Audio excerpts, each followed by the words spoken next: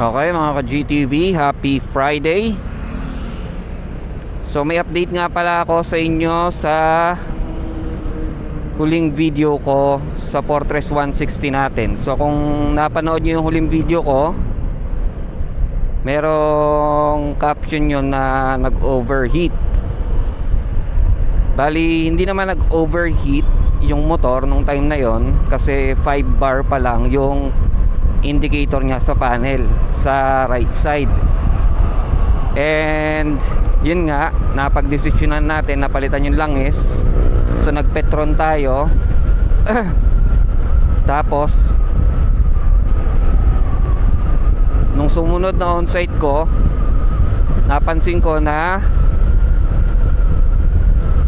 mas lumala. So from 5 bars, yung 5 bar na yon nag-blink. So kasunod ng blinking na 5 bars, nag 6 bar blinking. So yung 6 bars na yon kasama na yung pula sa dulo. So pag yung pala umiilaw, nag-blink mga ilang segundo, siguro not seconds, siguro mga 1 minute up to 2 minutes na nagbi-blinking pa rin, tapos nasa traffic ka, kusang mamamatay yung motor mo. So nangyari sa akin yon along BGC, malapit na ako sa office kasi sobrang traffic talaga doon. So yon, namatayan ako ng makina.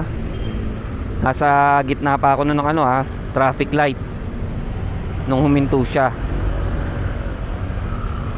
Tapos ang nangyari, pinauna ko yung mga nasa likuran ko. Then eventually pinahinga ko lang siya na siguro 1 minute. Tapos yung hindi naman 1 minute, siguro mahigit 1 minute. So sa next na palit ng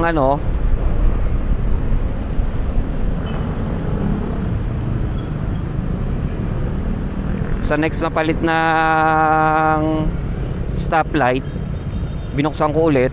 Ayun, nabuhay ulit yung makina. Tapos nakapasok pa naman ako.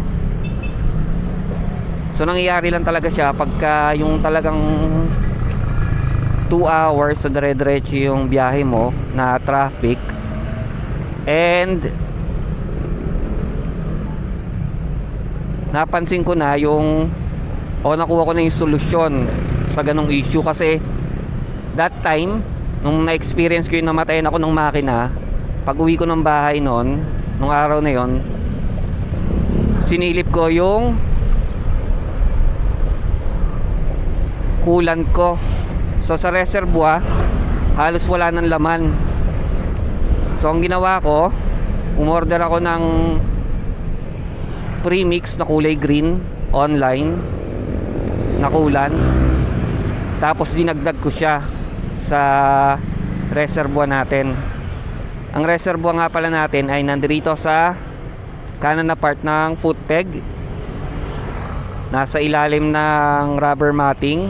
Tapos may cover yan. Susungkitin nyo lang ng susi para mabuksan. Maliit lang yung reservoir. Siguro mga 100 ml lang yon, or 150 ml, or max 200 ml.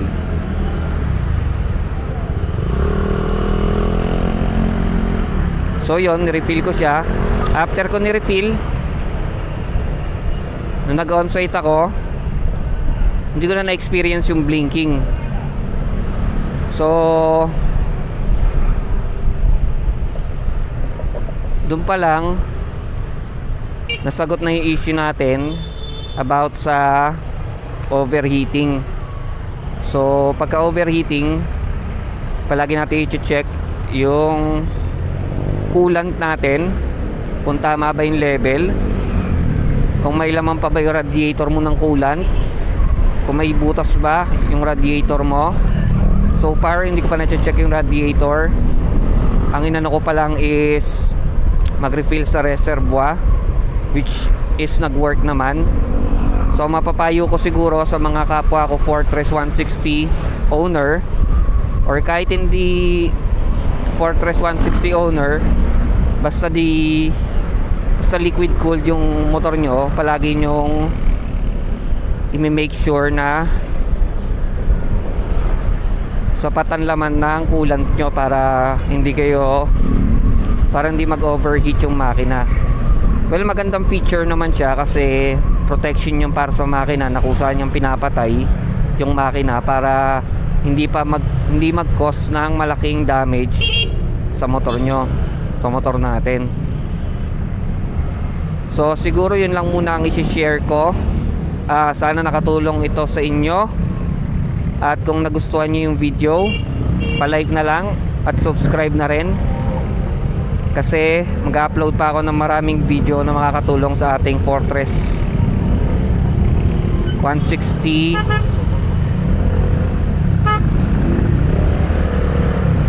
traffic dito, malapit na sa Pote. So mag-upload pa tayo ng maraming useful videos.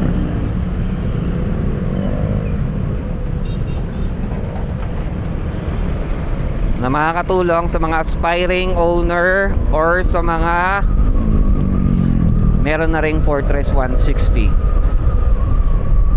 So hanggang dito na lang at nakikita ko na yung traffic sa may Sapote.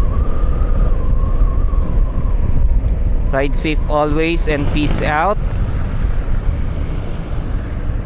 Happy Friday ulit mga ka-GTV.